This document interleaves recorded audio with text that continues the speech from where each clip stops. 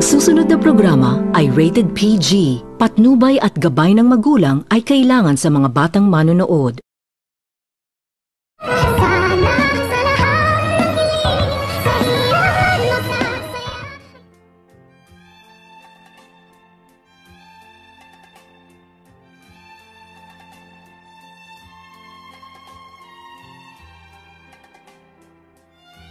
Dahil nakapagdesisyon na itong si Zoe na kailangan na umano nitong aminin ni Zoe ang katotohanan upang matapos na umano ang kanilang problema, kung kaya't agad naman din nitong tungo itong si Zoe sa room ng kanyang lulu pagkatapos nitong malaman ni Zoe na ang kanyang daddy ang nagbabantay nito, kung kaya't nang makapasok na itong si Zoe sa room ng kanyang lulu ay ikinagulat nito ni Zoe nang magsalita ang kanyang lulu at sinabihan nito ni Don Pipi itong si Zoe na si Zoe umano ang pumukpok sa kanya.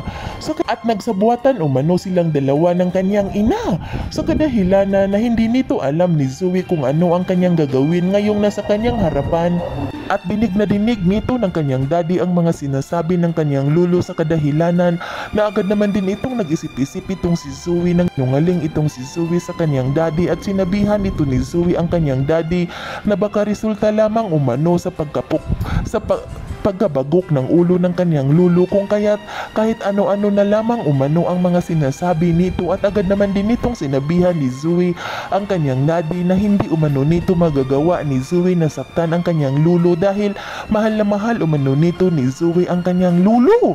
Ngunit nang marinig nito ni Don Pipi ang mga sinasabi ni Zoe sa kanya ay ikinagalit naman din nito ni Don Pipi, kung kaya't agad naman din nitong sinabihan ni Dr. Tanyag ang kanyang ama na kailangan umano nitong magpahinga muna at wag muna umano itong makikipag-usap pa sa kanila dahil hindi pa umano ito masyadong magaling ang kanyang lulu at kakagising lamang umano ito galing sa mataas, galing sa mahabang pagkakahimbing. Ngunit agad naman din itong sinabihan ni Don Pipi ang kanyang anak na itong si Ubing na tatahan lamang umano itong si Ubing kapag umalis na umano itong si Zoe at wag na umano itong pabalikin dahil ayaw na umano nito na makita pa ni Zoe.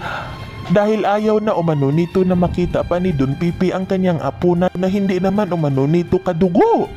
Kung kaya't ikinagulat naman din nito Ubing ang kanyang naririnig galing sa bibig ng kanyang ama at naisipan nito ni Ubing na baka nga tama ang kanyang anak na resulta umano ito sa pagkabagok ng kanyang ulo. Kung kaya't agad naman din itong kinausap ni Dr. Tanyag ang kanyang anak na itong si Zoe na mas mabuti pa umano na lumabas muna umano ito at hayaan muna umano nito ni Zoe ang kanyang daddy na maiwan at siya muna umano ang magbabantay ng kanyang lulu. Yan ay ating aabangan sa susunod pa na pangyayari sa kaganapang ito ng abot kamay na pangarap. Huwag mong kalimutang isubscribe at i-hit ang notification bell ng aking channel.